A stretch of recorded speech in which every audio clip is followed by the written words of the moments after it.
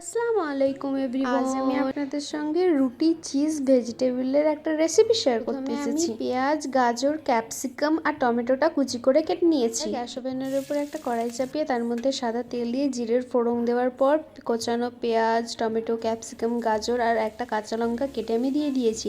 তারপর ওপর থেকে ধনেপাতা দিয়ে আমি হালকা নেড়ে চেড়ে নেওয়ার পরে হলুদ, গুঁড়ো লঙ্কা, ব্ল্যাক পেপার পাউডার আর ওপর থেকে স্বাদ মতন লবণ দিয়ে দিয়েছি। তারপর আটার এরকম একটা ডো তৈরি করে নিয়েছি। সেটাকে রুটির মতন করে বেলে আমি গ্লাসের সাহায্যে এরকম একটা শেপ ক্রিয়েট করে নিয়েছি। আমি সব রুটিগুলো এরকম ভাবে সেকবো, একদিকটা পুরোপুরি লাল করে নেবো আর একদিকটা হালকা লাল করব।